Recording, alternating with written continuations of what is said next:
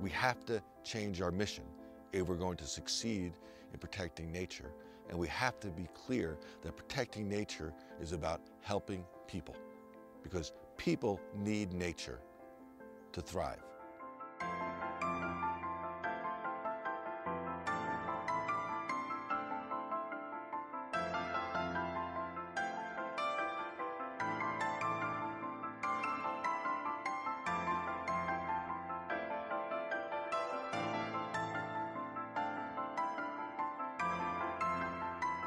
In terms of my own personal journey, I've always loved nature.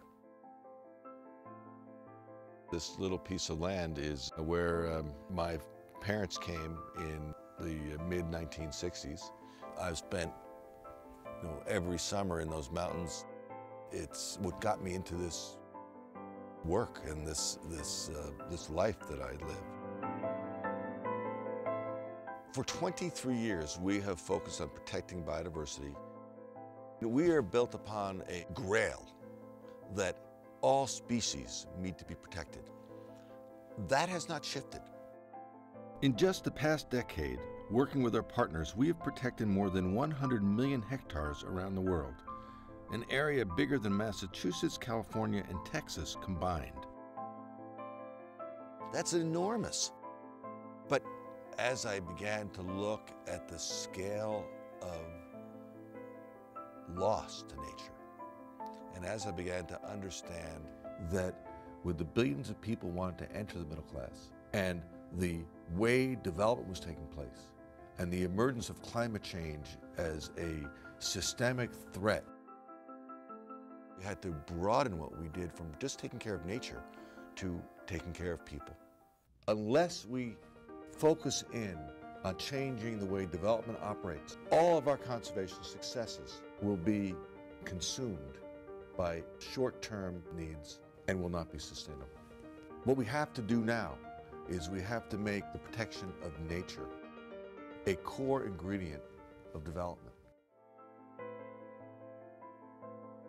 I thought about conversations that I had had with CI staff, and I remember they're saying, it's hard for us to get our heads of state to be concerned about conservation.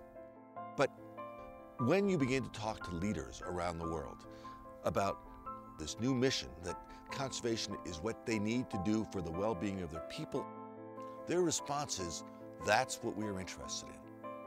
It's very different from the response that we've gotten for so many years when you talk about we need to protect species, and heads of state say, love to do that, but that's low on my priority list. And then when you talk to development agencies who for years have always said, we got to choose between environment and development is a priority. And you show them how what we do is vital to having clean water, a stable food supply, and preventing shifts in climate. They take notice. This opens the door for us to leverage our knowledge of science and our experience in the field into new opportunities and new partnerships. What's really wonderful is that what we have done in the past is absolutely essential for what we need to do in the future. What organization, what group of people, what partners, what alliances are more suited for doing that than the ones that we at CI have built up? We are changing and we embrace that change. Part of that change is how we present ourselves to the world. Our logo is really an important symbol of the organization. The new logo looks at a blue globe, a blue planet, which is forests and oceans and all life and all people. And it's underscored by a strong green line. And that underscore means that our commitment is to take care of this blue planet by making certain that development is done in a green, sound, sustainable way. We are proud of where we've been. We love what we've done. And now we're challenged and excited by where we're going to go. And I have no idea where it's going to end up. But I can tell you that the response that I get when I speak to people all over the world, whether it's friends, whether it's school children, whether it's heads of state, is this makes sense. This is exciting. This is what we need.